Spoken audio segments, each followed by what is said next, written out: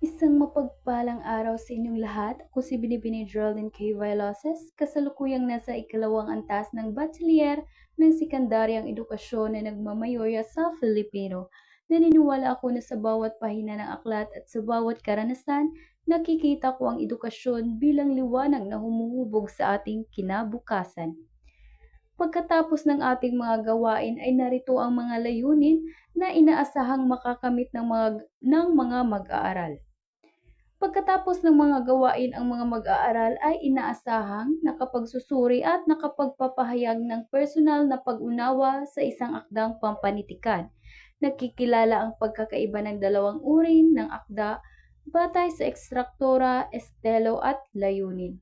Nakabubuo ng orihinal na tula batay sa napiling tema at naisasalamin ito sa kasalukuyang aralin. Magandang araw mga mag-aaral. Magandang araw po, Binibini Viloses.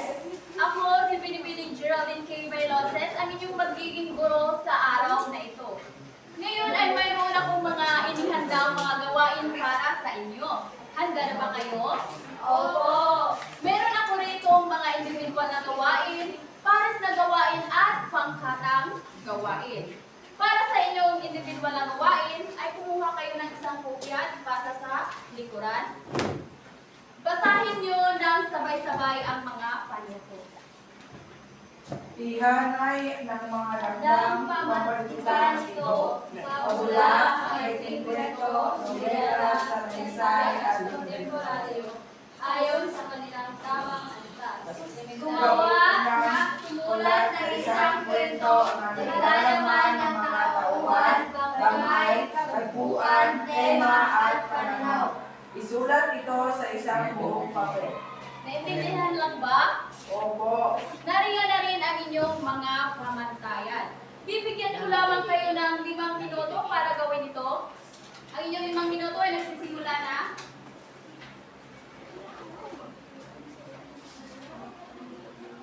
At natapos na ang inyong 5 minuto, pagpasa ito sa harapan.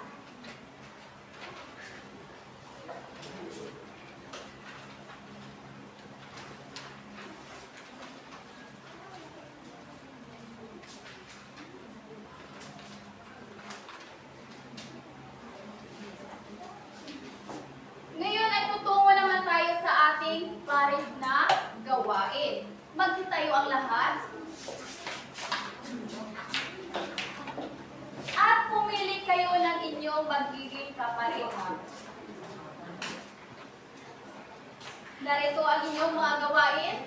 Kumuha ng isa at pakipasa sa likuran. Maaari na kayong umupo. Ngayon naman ay nariyan na rin ang mga pamantayan ninyo. Bibigyan ko lamang kayo ng 10 minuto para gawin ito.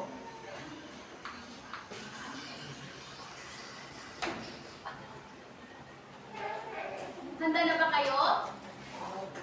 Pipili lamang ako ng isang pares para mag-representa dito sa harapan. Sinong gustong mag-representa rito? Binibining Aperos Ricondo?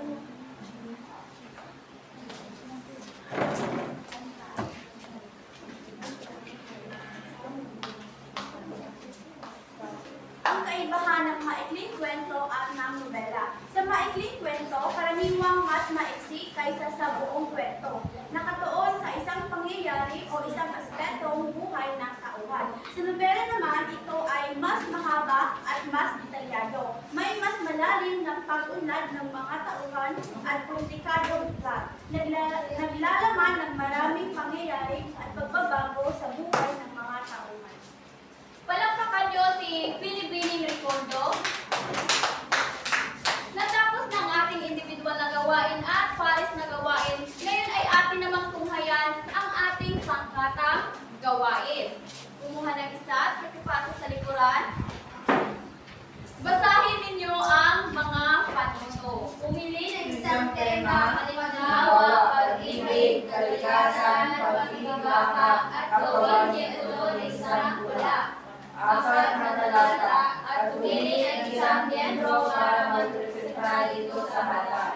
Ipakita kung paano ito may ugnay sa tuluyang aralin. Naintindihan lang ba? Opo. Magaling. Bibigyan ko lamang kayo ng 7 minuto para pag-usapan kung ano ang inyong gagawin sapagkat irerepresenta ninyo ito sa harapan sa masining na pamamaraan o malikhaing pamamaraan.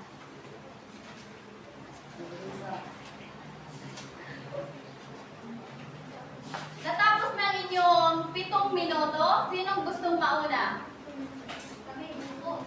Okay? Sino at saka si Daryl? Palakpakan natin para si Action. Palakpakan natin si Pinipining Daire at si Pinipining Kapuso. Ang napili namin ay pag-ibig.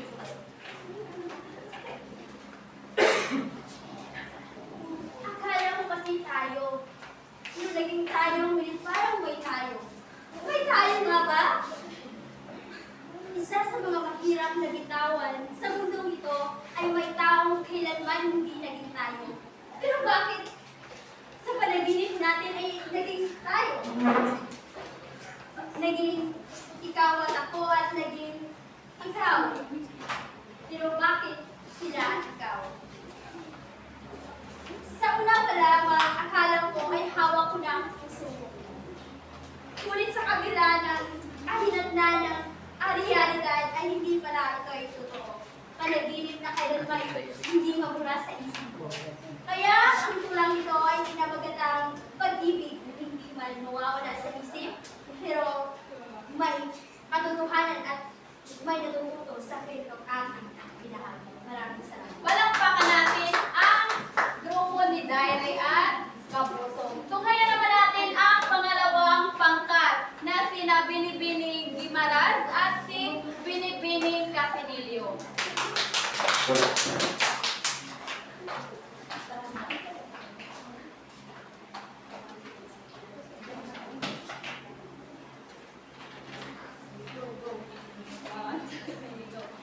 Sa huling tula, ako ang manatiling akda. Ikaw ang magiging paksa. Ngayon ay magtutumba. Ngayon ay magtutumba. Hindi man pinagtagpo, tayo man ay magkatayo. Sa huling tula, ikaw ang aking huling lupa. Iba man ang iyong kabanata, iba man ang iyong paksa, sa iyo pa rin magbumula ang luha sa aking luha. At yun lamang sa Nasiyahan ba kayo sa ating mga ginawang gawain? Class! Opo. Magaling! At doon lamang nagtatapos ang ating klase sa araw na ito. Paalam, aking mga mag-aaral. Paalam po, Binibining Daryoses. Ang mga gawain ay nakatuon sa mas malalim na pag-unawa at pagpapahalaga sa akdang pampanitikan. Sa refleksyon, hinihikayat ang mga mag-aaral na magsulat ng maikling sanaysay tungkol sa akdang pampanitikan na nakapukaw sa kanilang interes at nagbigay ng karagdagang kaalaman. Sa pagkukumpara at pagkakaiba, pinasagawa ang paghahambing ng dalawang anyo ng panitikan tulad ng tula at maikling kwento. Sa huling gawain, pinipili ang isang tiyak na tema tulad ng pag-ibig, kalikasan o pakikibaka. Ang tula ay inuugnay sa kasalukuyang aralin at pinapakita sa klase sa pamamagitan ng napiling kinakatawan ng grupo. Sa kabuuan, ang mga gawain tulad ng refleksyon, paghahambing, paglikha ng tula ay nakatulong upang mas malalim maunawa at mapahalagahan ang iba't ibang anyo ng panitikan sa pamamagitan ng refleksyon.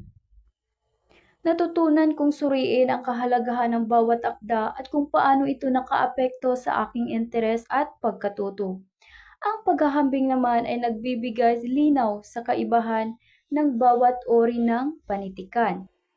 Samantala, ang paggawa ng tula ay nagbigay daan upang mailapat ang pag-aaral sa malikhaing paraan at maiugnay ito sa mga tema ng kasalukuyang panahon. Maraming salamat!